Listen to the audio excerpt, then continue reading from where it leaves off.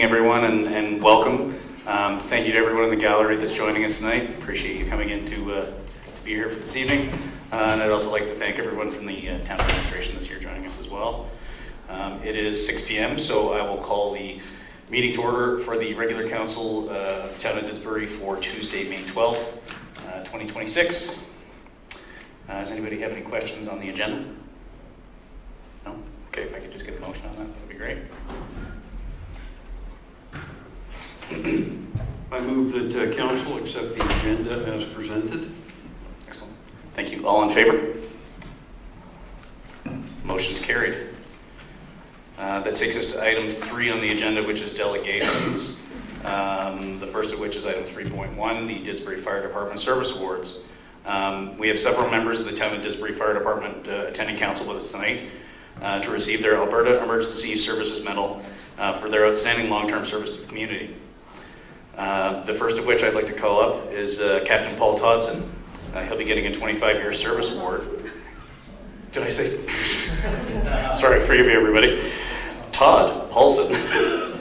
Captain Paulson has been an extremely dedicated member of our department over the years, a quarter of a century to be exact. Over his tenure, he has worked his way up and has held a number of leadership positions within the department. His experience and dedication is something that shines through, and is someone who the department uses as an example to show to the newer and younger members what it means to be a volunteer firefighter. So if you could please come up and join us at the front, that would be great. Thank you. My apologies.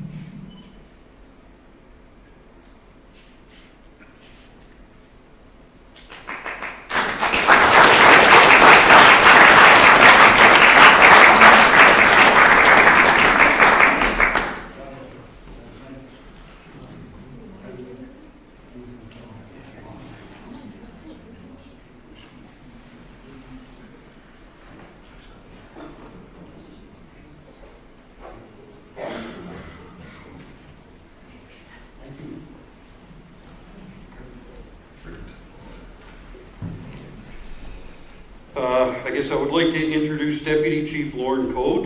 This is a 12-year service award. Deputy Chief Code came to us at the urging of one of his sons, who was a member of the Didsbury Fire Department at the time. He came to us with previous experience with the Oyen Fire Department, and he has steadily risen through the ranks of his current position. And as a licensed heavy-duty mechanic and an emergency vehicle technician, he is our resident Mr. Fix-It.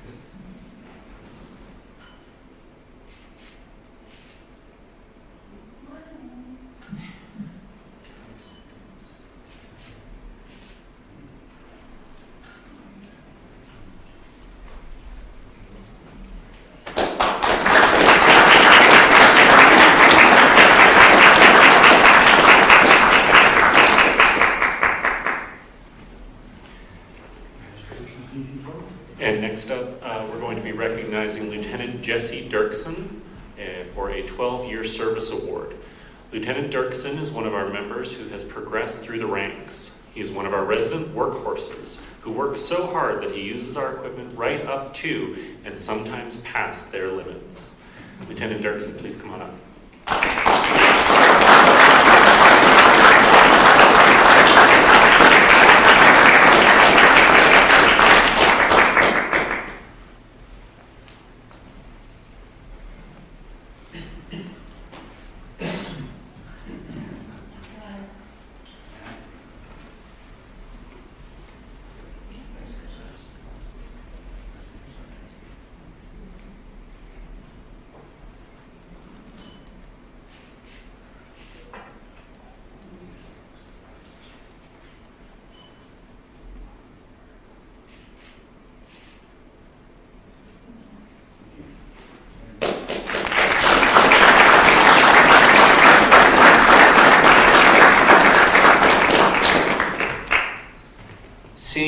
firefighter Patrick Milne, 12-year service award. Senior firefighter Milne was part of the Didsbury Fire Department's first cadet class and was awarded a pager upon completion of high school. He has been a steady member ever since, and as senior firefighter provides mentorship to our newest members. Senior firefighter Patrick Milne, 12-year service award.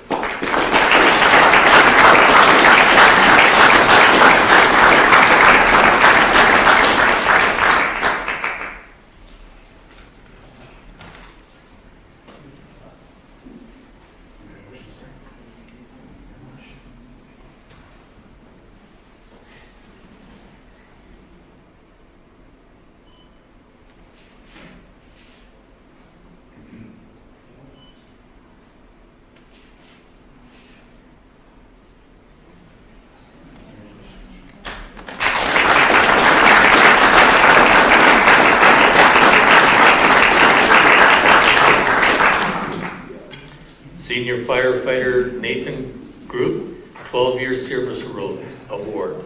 Senior firefighter Group is another graduate of our cadet program, and through the years he has also proven to be a steady member, and as a senior firefighter is looked upon as a mentor to our newer members.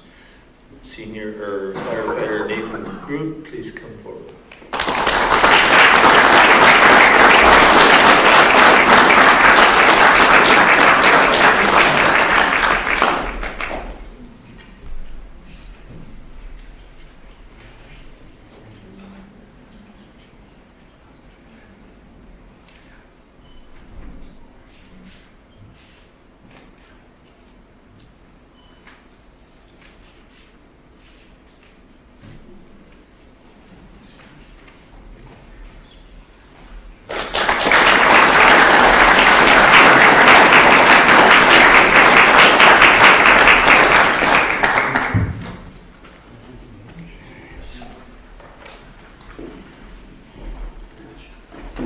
Excellent.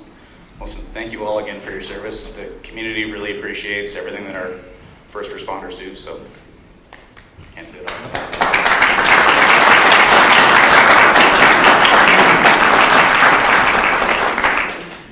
Okay, gentlemen, I guess that takes us to item 3.2, which is our next delegation, the Parkland Regional Library Systems.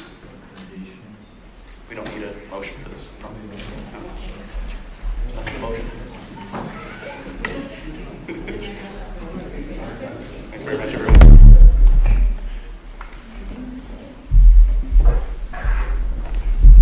That's okay, we're not as interesting. Well, welcome, Ron and Barb. Thanks for joining us this evening. So this is again Barb Gilliat. Is this on? Oh, we have the wrong name on the paper? There you go. This is Barb Gilliat, Parklands Board Chair.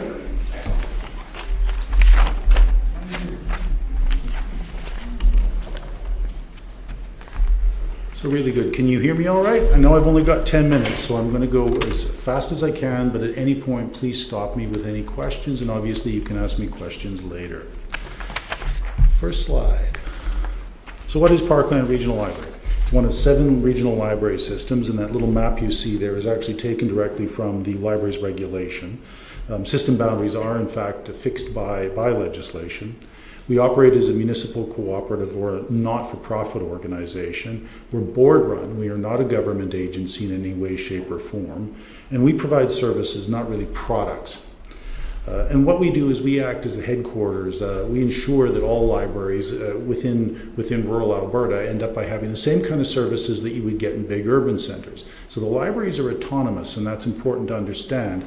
But when you're in a place like Edmonton, you still need a headquarters that serves branches. Well, our libraries are not branches, but we still serve sort of that same purpose where we do all of the background work that enables the municipal libraries to carry out their services. So some quick facts. Parkland is the oldest of the regional library systems. We were formed in 1959. We have 63 member municipalities because it is the municipalities that are the members, and 6 First Nations reserves. And we have the most municipal members of the 7 systems in Alberta. A service population of over 250,000. 49 public libraries. That's also the most public libraries in the province.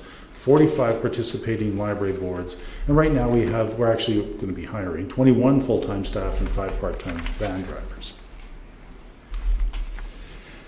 From our annual report, these are just facts to give you an idea of the volume of work that goes on within Parkland, so that's including the municipal libraries as well as us in Macomb. There are over 613,000 items in the catalog, so that's included in Parkland's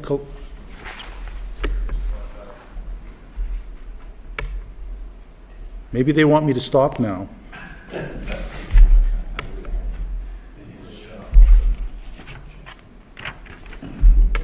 There we go. So that not only includes what's in Parkland's collections, but it's actually the majority of that is included in the library's collection, including the library here in Didsbury. But one of the things that we do an awful lot of is move goods. And last year we moved over 921,000 items between the libraries within Parkland. So our shipping services are one of our core services. There were over 1.1 million items, 1,590,000 items circulated within Parkland. So that's a fairly significant number of materials, and over 1.5 million Wi-Fi sessions, because people use libraries for more than just the materials they check out. And there were over 337,000 visits to library websites, including the one at Parkland itself. Now, one of the most important things about Parkland is governance, because systems are established under the Libraries Act, as are municipal libraries, but they're formed as parties by the parties of the master agreement. So at some time back in history, Didsbury signed an agreement with the other municipalities that make up the system to belong to Parkland. And what's important to realize is that there is no Parkland without the municipalities. You have to think of it as an intermunicipal agreement. So, for instance, Barb Gilead, as our board chair, would not sign that agreement. I don't sign that agreement. The agreement is between Didsbury and the other 62 municipalities. So sometimes we're thought of almost as this third-party agency. We're not. We are a creature of the municipalities. Next. So the benefits of Parkland. This is the stuff that I said, that like a headquarters unit in Edmonton or Calgary, where they've got 21 or 22 branches respectively. Again, our libraries are not our branches, but we still fulfill a function that sort of carries out what they would do in those big cities.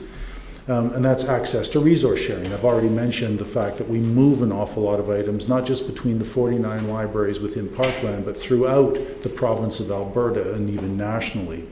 We provide the integrated library system, which is really just a big inventory control system, where all of those over 600,000 items are kept track of. So Didsbury's collection, Old's collection, Sundry's collection, all of those are housed in the ILS, as are the patron records. It's what people use to check materials out on. We also deal with interlibrary loan management. It's not just the physical movement of goods, but for instance, we take care of a software called Relay. We broker all those relationships which allow people to borrow materials, not just within the libraries within Parkland, but Edmonton, Calgary, all of the post-secondary institutions, the colleges. So with your Parkland card, you can use pretty much any library anywhere here in Alberta. Again, van deliveries. High volume libraries get 2 deliveries a week, all others get 1. We reimburse postage, because a lot of libraries still use postage either mailed directly to patron for some of their services, or again for interlibrary loan. We provide a lot of library supplies, including cards. We have a materials allotment, which you'd be interested in, because when you pay into Parkland, we set aside $1.13 for materials purchases. So for instance, the library here in Didsbury gets that $1.13 set aside per capita, and then they can purchase materials through us at a 41% discount, which is the average. So that greatly extends the buying power of all of the libraries that are members. We do all of that cataloging and processing. So like you said, like you'd see in a big center's cataloging department. So when items come to libraries, they can be just pulled out of a bin and thrown on the shelf. We do collections for print disabled. So everything from audiobooks on compact discs to, we belong to a couple of other organizations which are paid for by the government of Alberta on our behalf, Nels and Sela, and the one allows you to download e-audiobooks so people who are vision impaired can listen to them, as well as Braille books with the other consortium. Then there's the Rural Library Services Grant, which is usually always a big deal with both libraries and municipal councils, because Mountain View County belongs to Parkland, and because they don't have their own library board, Parkland receives an operating grant based on the population of the county, but we don't keep any of that money. Other systems, some of those other 6 systems keep part of it. We don't. Based on the membership agreement that was signed so long ago, we turn 100% of that money over to the library. So for instance, we'll ask Mountain View County, how much do you want us to give to Old Sundre, Carstairs, Didsbury, and then that's a money in, money out for us. And then we have a cooperative collection fund, because Parkland patrons are the second highest users of interlibrary loan in Alberta, next to Edmonton Public Library. So I guess we've got some eclectic readers. So what we do is we've set aside cash to try and buy materials that because we can see what is needed in libraries to try and reduce that interlibrary loan. Network management. We're the only system in Alberta of the 7 ones that actually purchases the computers for the library, the network devices, as well as make sure that their SuperNet connection is connected. So we manage a network of about 600 computers. We provide the internet free of charge. We have we host the websites for 41 libraries. We host their email, offsite network backup, and one of our biggest budgetary items is software licensing, because we provide the software for all of those business computers in the libraries. We do most of the training, and this is an exhaustive list. Actually, it's not an exhaustive list, but last year we did over 1,600 consulting sessions with libraries, because most of our member libraries don't have professional staff. They're not librarians. Some of them are, but not many, and most of them aren't library technicians, so they get our training from us. And you can see we run the gamut of training, whether it's for any kind of professional development, and I in particular do a lot of work with boards and friends groups. And like I said, it can be, this is just a partial list. The list does go on. But what you're probably interested in is a little bit about the money. One of the things that's very important, and we've been involved in a lot of advocacy efforts over the years, is that 41% of our operating budget, Parklands, comes from the provincial government. Our 2026 requisition is at $9.99 per capita, and so what we asked the municipalities for in this year was a little over $2.2 million. And based on the provisions of the membership agreement, in order for the budget to be passed, or at least for any increase to be passed, we require 2/3 of the municipalities representing 2/3 of the population. And just a couple of other little points here. Because it's a deep concern to me, because about 35% of Parkland's member libraries, we started collecting these statistics, are in fact deficit budgeting. They deficit budgeted in 2025, 35% did in 2024, and I think it was about 41% the year before that. And our requisition is a little higher than some systems, but we also don't charge library boards. 5 of the other systems in Alberta also charge the library boards. So we operate with the second lowest level of gross revenue per capita of the 7 systems. Next. So this is a return on investment. And this is the one that's hot off the press for 2025, because we have all our annual report statistics in. And this is specific to you. So we invoiced in 2025 Didsbury based on a population of 5,070, and you paid a little over $49,700. But then when you look at the materials allotment, which we set aside, the $1.13, then the Rural Library Service Grant that was received by the library, because that would not be available if you were not a member of Parkland.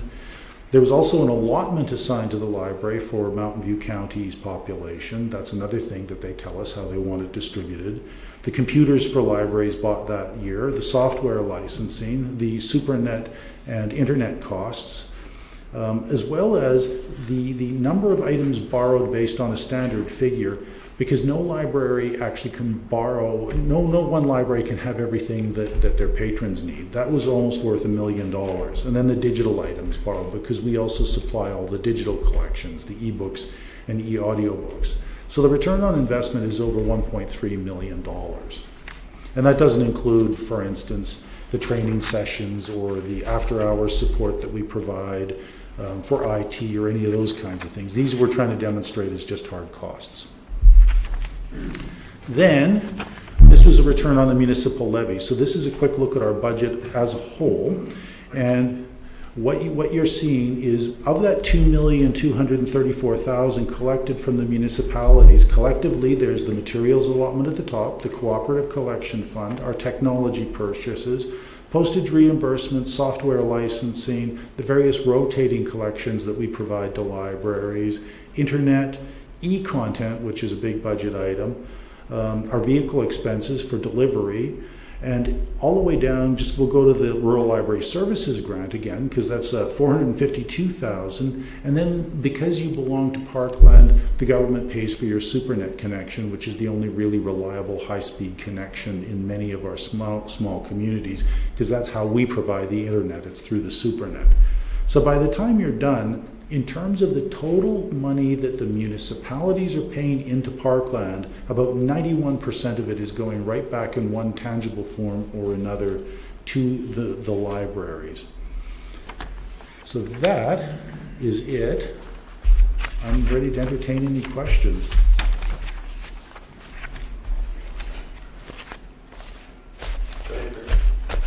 Hi, welcome, and thank you for speaking with us tonight. Just one little clarification. I think it was on page 13 of your supplement on the return on investment. Not power. On your return on investment, I'll speak louder. Can you hear me? I can hear you fine, thanks. Okay, thank you.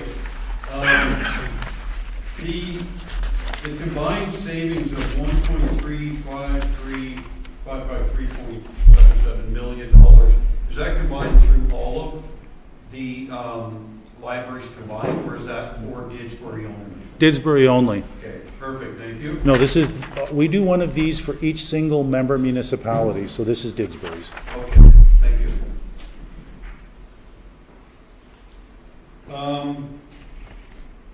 Go ahead. Oh, yeah, sure. Thank you for the presentation. Can't hear you. I'll speak up.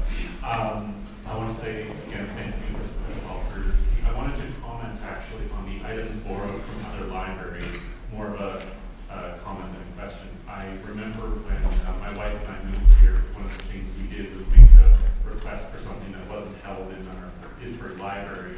And I was floored not only by going to the website, typing in the name of anything, and having multiple, as you mentioned, whether it be visual, impaired, or just standard materials available, placing the request and having it be in the library in 2-3 days maybe. I'm impressed that such a complex system of borrowing can operate so speedily within the community. And I think that's really worthy of note.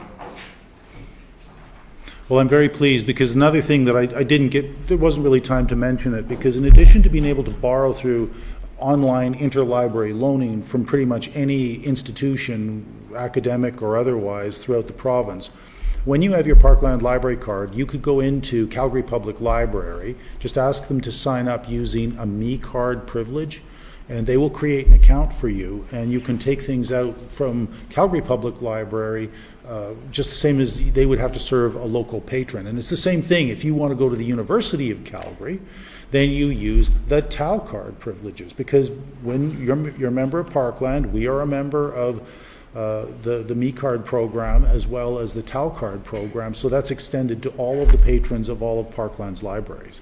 And then you just return it to a Parkland library when you're done with the item, and it'll find its way home. I'm just going to interject for just a minute. We're going to recess the meeting for just about 1 minute. Folks can stay right there, but there might still be more questions, just while we address our little audio problem, because the people online may or may not be hearing anything. Oh, So we just like to not have that meeting go over. It's us.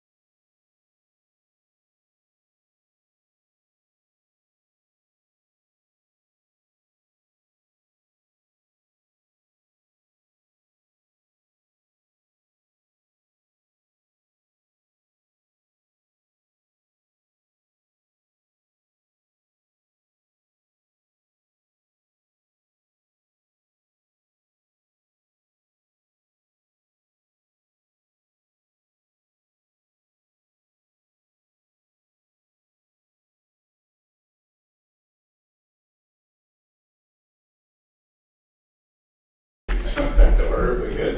And I'll continue if there are any other questions. No? Go ahead. We'll have an opportunity later in the meeting. Are they going to be here still for the items later when it's on our agenda?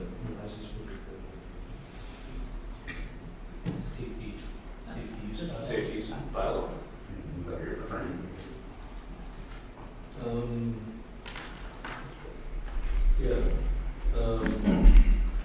There was a financial report. That's just our local library? to? No, I believe that's their These, financial report.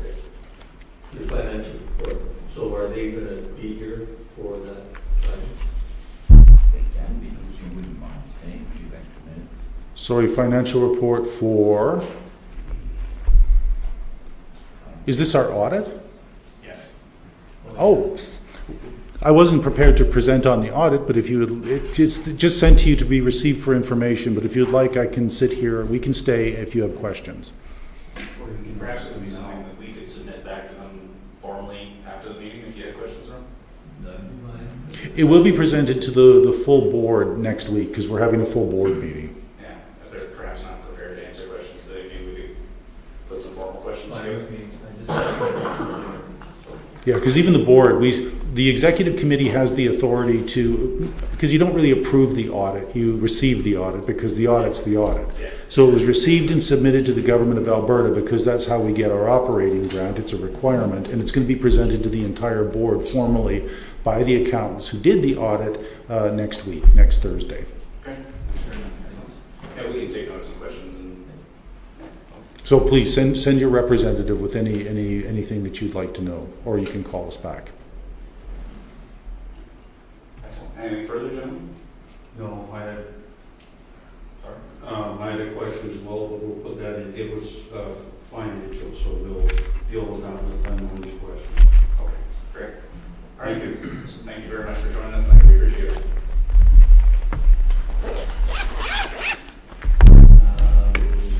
If I could get a motion on that, that would be great.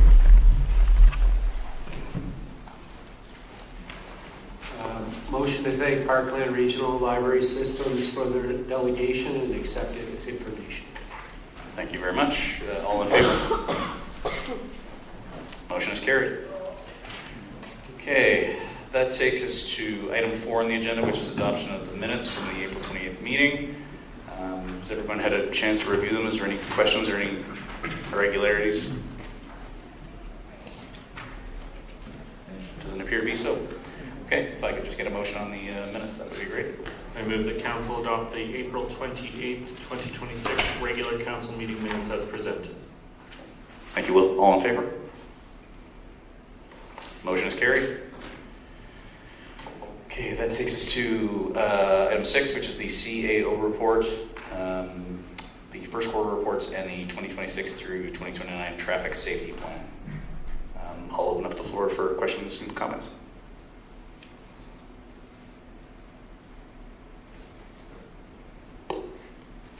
Just a couple comments. The first one being, was really happy to see that our East Reservoir is on schedule. I've had a few people ask me how long it will take, and it's nice to see that we're not faced with delays on that, so it's moving as planned. Good work, and the LED retrofit at the library, I think I read was done. Is that correct? Okay. That's good. I haven't been in yet to see how the lighting is. Is there someone here that you can, okay. Excellent. Those are just my 2 comments. Mr. Quas, go ahead. Yeah, I appreciate the details that were given on the role of the Central Alberta Economic Partnership at our municipality. Appreciate that. I noticed that the focus is on what can we do together to grow a more powerful economic region. And that reflects similar focus to the regional benefits approach of the Red Deer River Municipal Users Group, which we work together, we have more clout, that type of thing, on the usage of the Red Deer River water. And maybe there could be more collaborative sharing and development of common goals with these two groups. For example, economic benefits of the Red Deer River for water sports, for example, or for, the irrigation world, or, I just think there should be a connection, and I'd just like to make the point that I'd like to see it tried.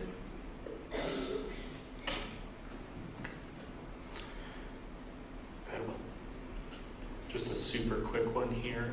On the action request report, I was just curious, as of reading it, is the report here noting every action request made, every action request fulfilled, or both?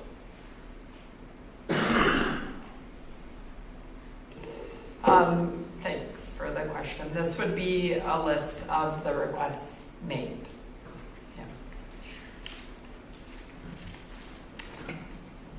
Anyone else? Oh, okay, I have two quick questions. First one would probably be for the CEO, I'm guessing, Michael, if you don't mind. Just page 51 of the report references the East Reservoir and other capital projects.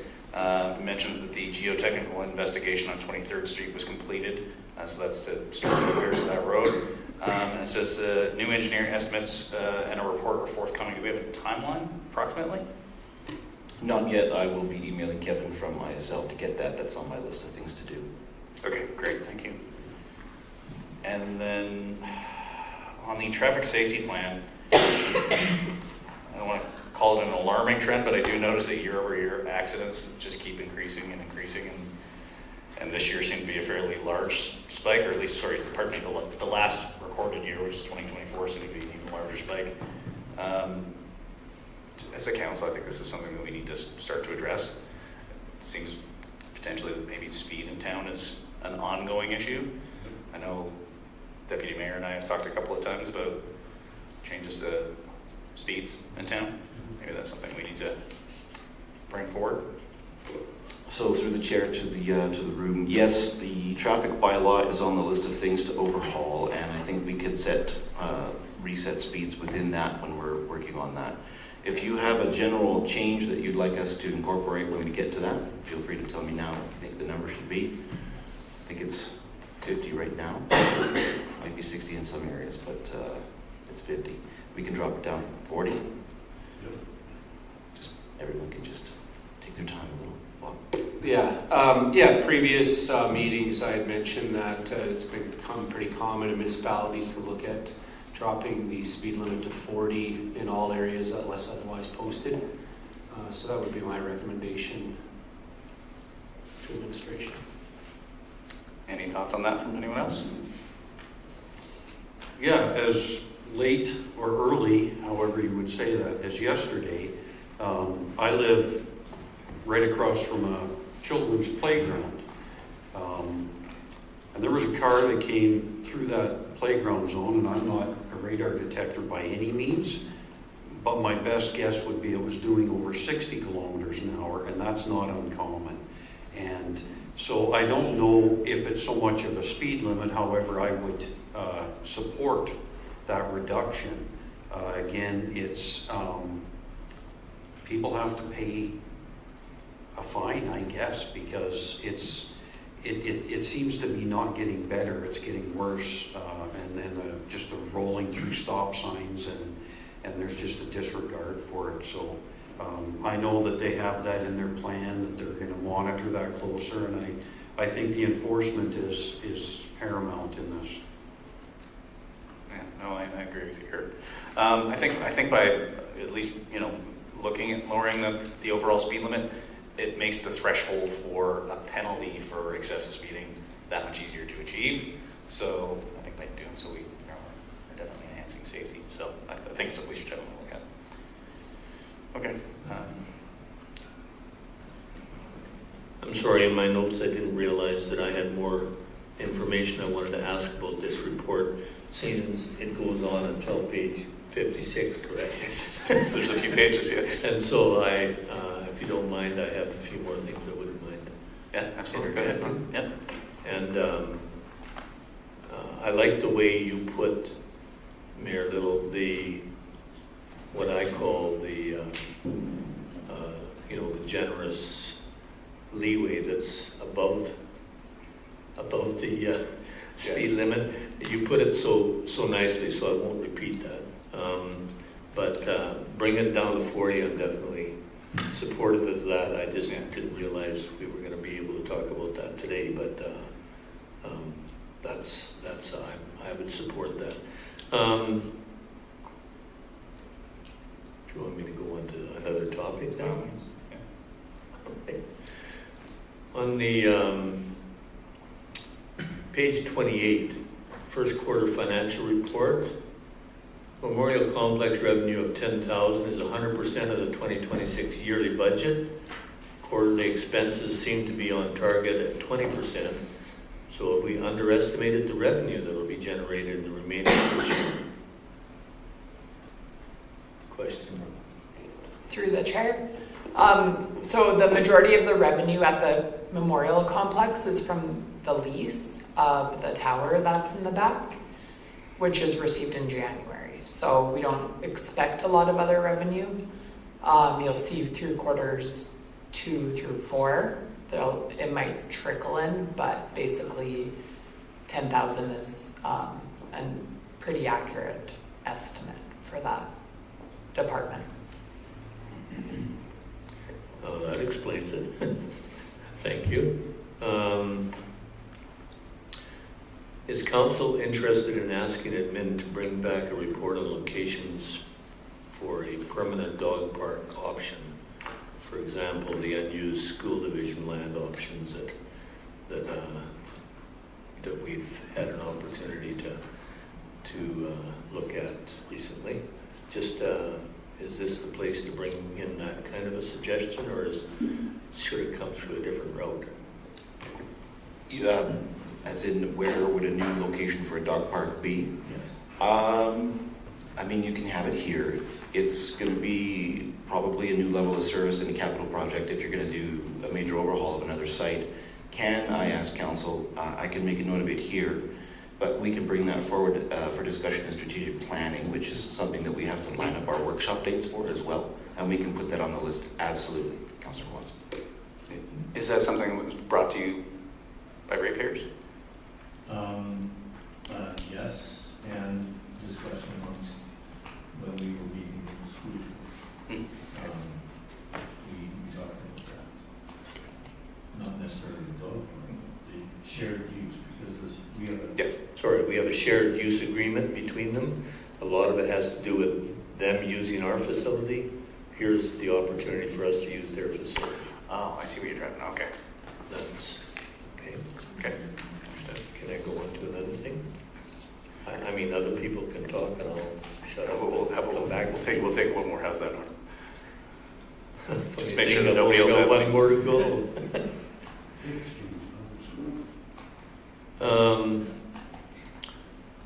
Last quarter, I asked for a record of locations where accidents happen in town.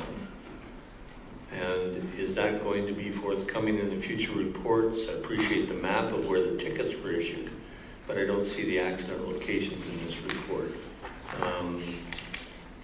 And it's, in the past few years, it's not unusual to see a vehicle crossing over the center line to a parking spot on the other side of the road. It's a risky habit, and I've observed a collision and numerous close calls. I noticed no tickets identified as such being issued, or is it included in one of the infractions already listed? And then I'm done. So through the chair, the RCMP would provide that information. I'm sure we can put in a request for that. Maybe we can get a map put together that has some dot locations showing those.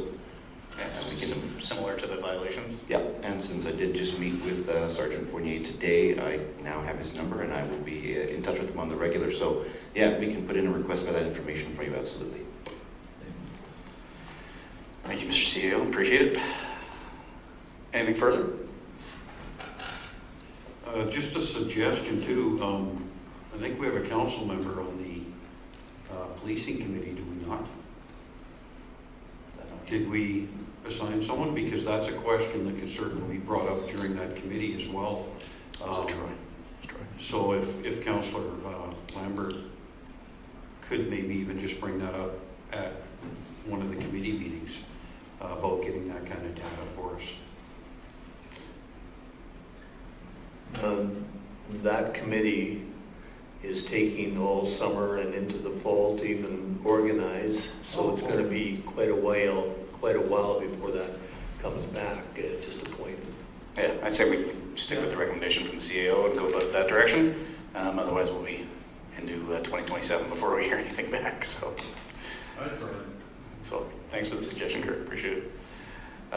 Excellent. Well, is there anything further? Sorry, I don't want to assume. No? Okay. If we could just get a motion on the CAO report, that would be great. Thank you. Well, go ahead. Move that council accept the CAO report as information. Excellent. Thank you. All in favor? Motion is carried. Okay. Policies.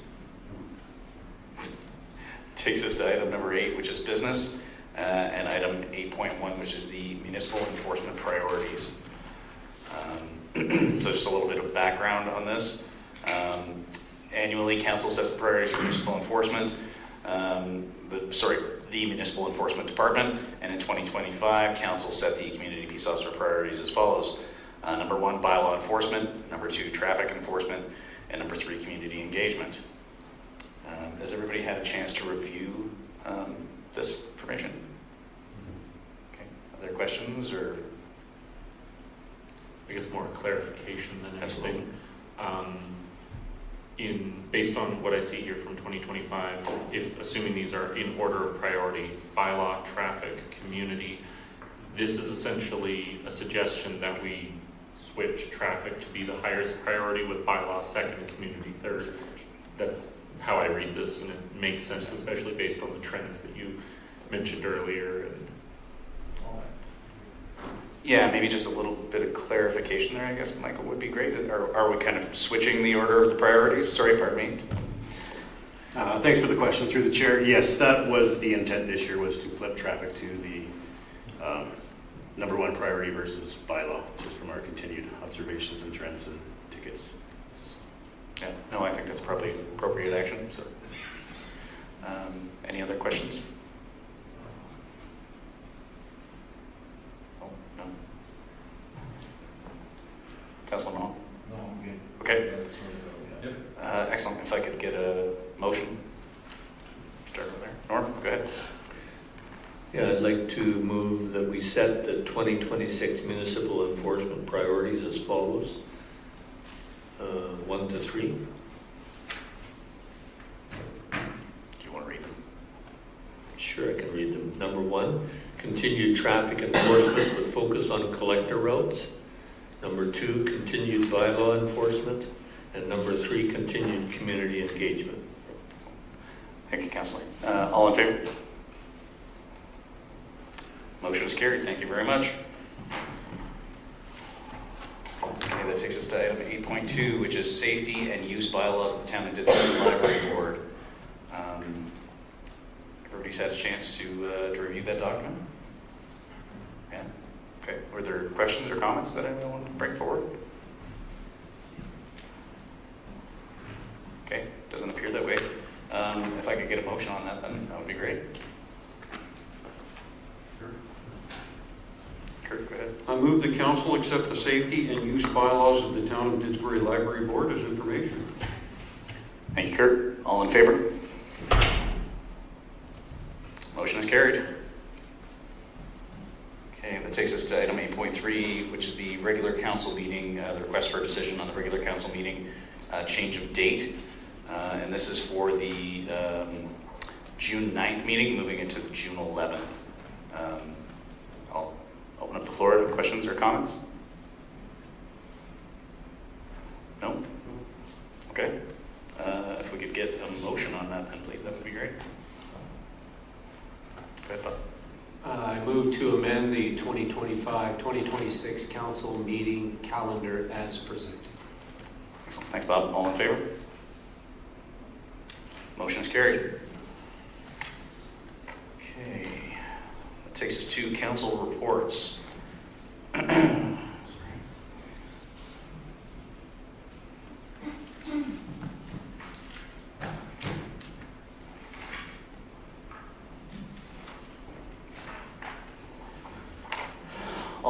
up the floor for questions or comments on that.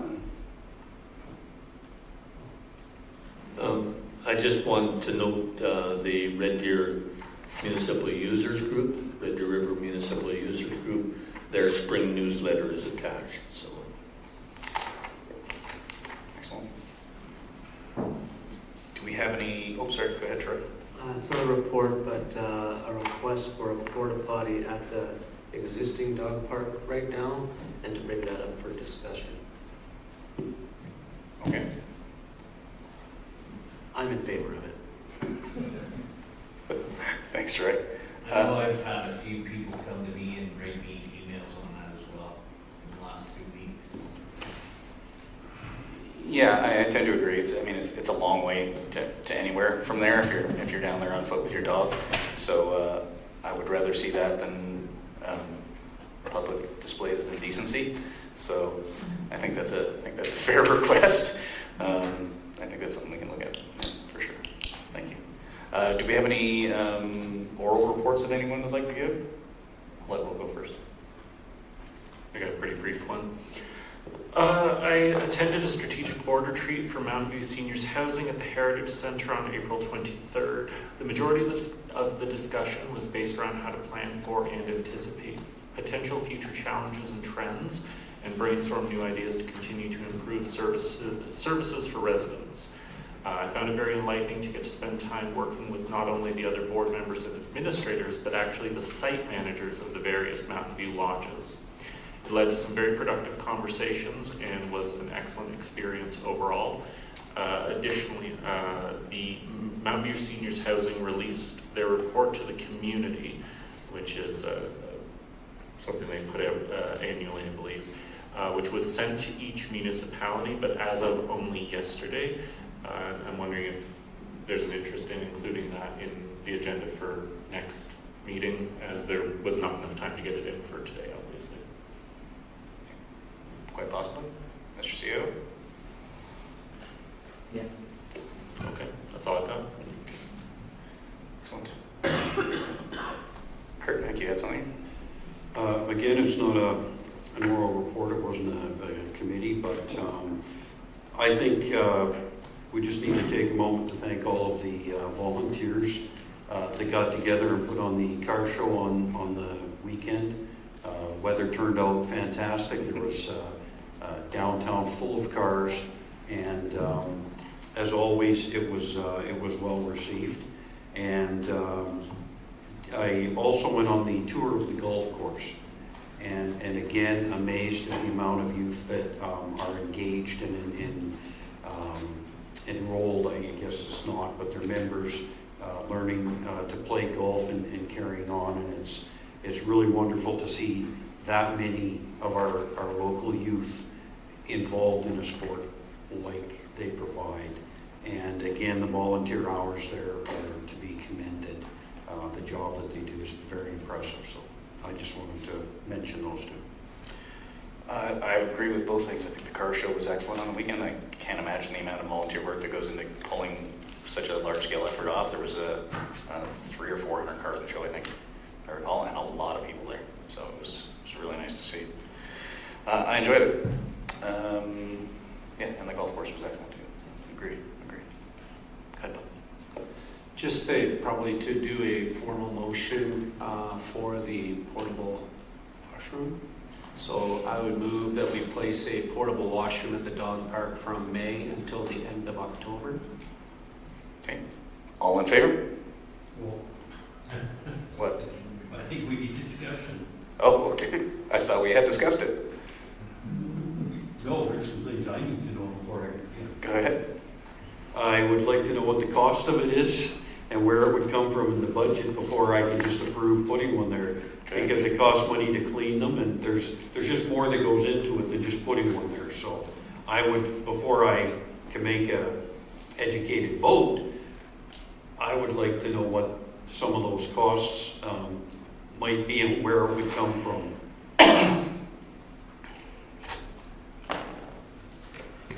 I don't have the numbers for what a single porta-john costs for a rental offhand. I know that the cost is going to be influenced by how many times a week it needs to be cleaned out. But I can bring that back. By then, it'll be the end of May by the time you're making a motion, but I can bring that back and I can confirm that for you.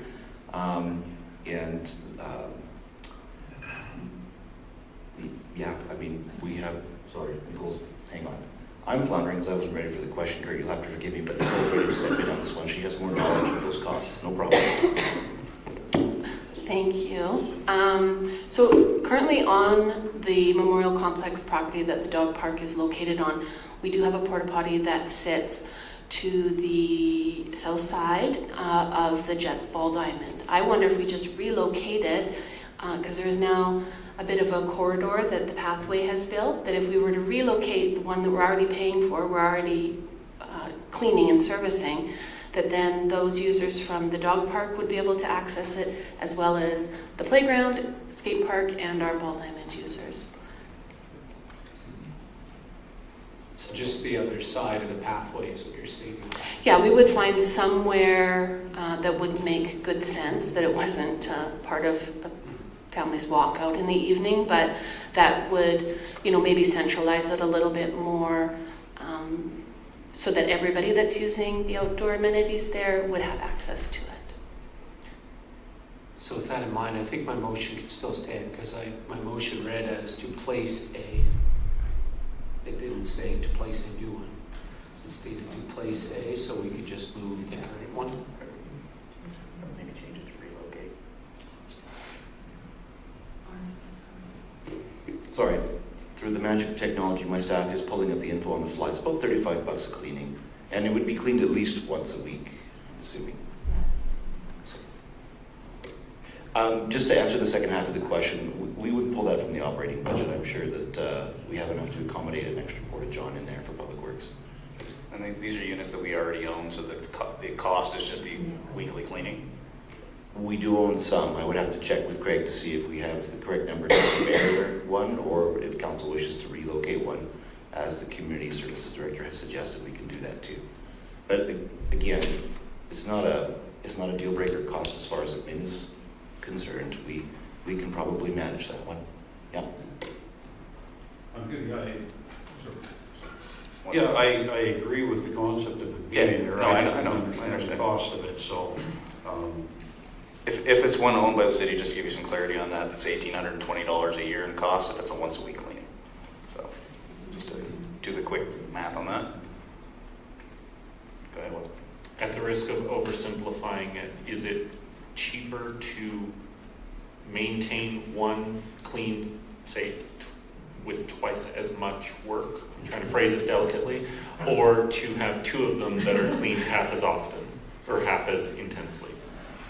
So it's a third-party contractor that provides the service for it. So they're already here once weekly, because we have multiple portable units throughout the community. So it really would just be the addition of those cleaning costs, and whether or not we have one available to us that we own, or we would be looking at a rental. But I think it's a simple phone call that we could find out what the best solution would be for it.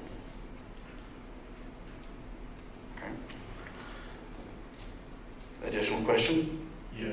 Okay. I'm fully in favor of making sure we have something available to dog park users. I like that. Just to avoid shooting from the hip, should we, in the interest of making, instead of jumping on an emotion immediately, do we get that information and then just lock it down in 2 weeks? Or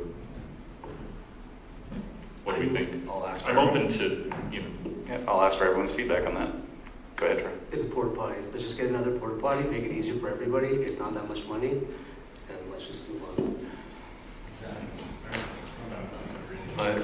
Kirk, go ahead.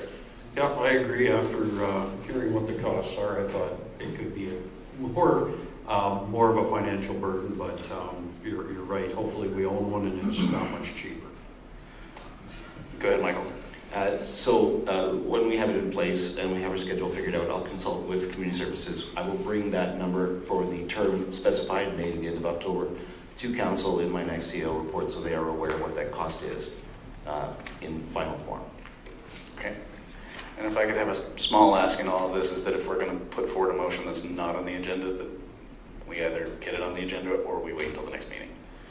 It kind of throws a wrench in the works you can look to me for that one, Your Worship. I was asked by Councillor Lambert coming in what the best way to bring that forward was, and we didn't put the RFD together on that one. So because it kind of came in off the cuff, I was just trying to expedite. But we can certainly do something more formal going forward. Yeah, perfect. Yeah, it just leads to a little bit of bumpiness, and I apologize. We wasn't expecting a motion sort of out of turn, so I think we all kind of got a little ruffled. So apologies for cutting you off, Kurt. And okay, so are we going to put forward a motion today then? That's what we decided? Yes? Okay, perfect. Did you want to restate the motion? Do you mind? A motion to place a porta washroom at the dog park from May until the end of October. Excellent, thank you. All in favor? Motion is carried. Did you want to make the second motion as well for the reports?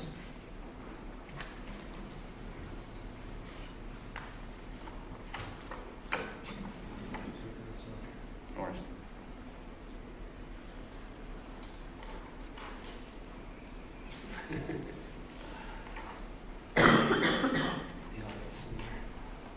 Correct. There we go.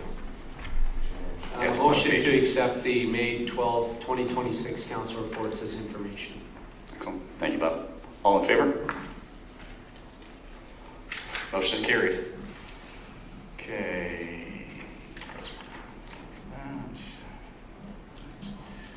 Okay, that takes us to item 10, which is correspondence and information. We have two pieces of correspondence attached. There is a letter from Mrs. Knutson on the Didsbury 120th year anniversary. Everybody had a chance to review that. And then there's also a letter from Kathleen Windsor on the community grant program. I'll open up the floor to comments, questions.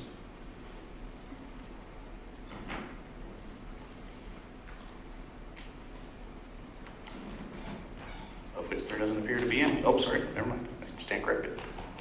Go ahead, Bob. Just comments on both. The first one, I think that could be part of strategic planning, I believe, as we engage in our strategic planning session to be able to look at that anniversary birthday.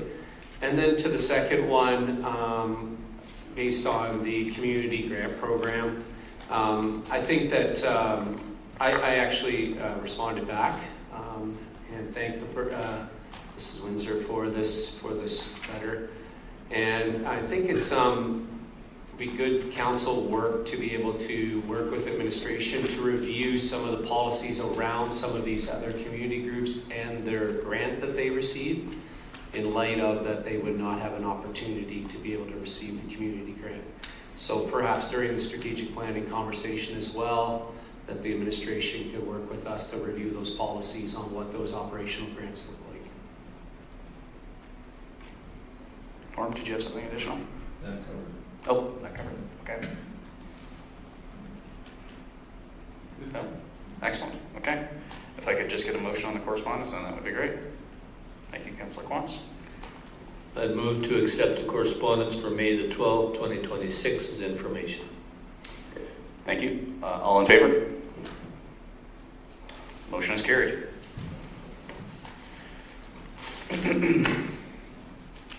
Okay, that takes us to question period. Item 11 on the agenda.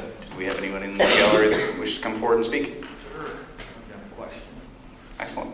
What's the process? I got to introduce myself, or? Yep, introduce yourself, turn on the mic. Right. So I've got a question. I'm John. I've been paying taxes in Didsbury for just under 20 years here. I got a question related to bylaw 2026-08. I was driving around, seeing a bunch of crosswalks, probably 12 to 16. None of them were continental. None of them were ladder. All of them were brand new. And so when you look through the bylaw, it says the responsible party's got to fix it. Is my money going to go to painting the crosswalk twice, or are you just going to strike the damn thing? John, I'll answer that one. So we have a budget every year that is used for sidewalk and crosswalk painting. And I think we added a little more money into the budget this year because of the change in the bylaw. The public works staff will be going back when the stencil shows up to put the bars in for the continental style as per the new bylaw. But given the cost of painting all the crosswalks in 1 year, The direction from me to my staff is we're going to repaint the main ones downtown first in the new fashion, and we will get to the other ones until our budget runs out. And in subsequent years, we're going to be moving from high traffic areas outwards to low traffic areas. And we'll consider the ones that are non-conforming now, sort of like legal non-conforming, and we will just get to them in subsequent budget years. But there was no appetite of council to raise the budget to cover the cost of painting all of them in a single year at this time. That's fair. Would it have been more efficient to just do it once though? Like wait till the stencils are in and then hit them?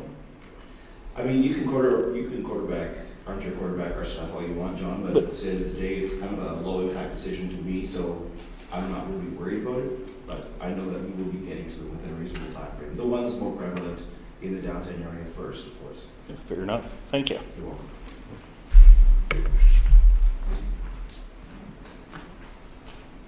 Excellent. Anyone else in the gallery with questions or comments?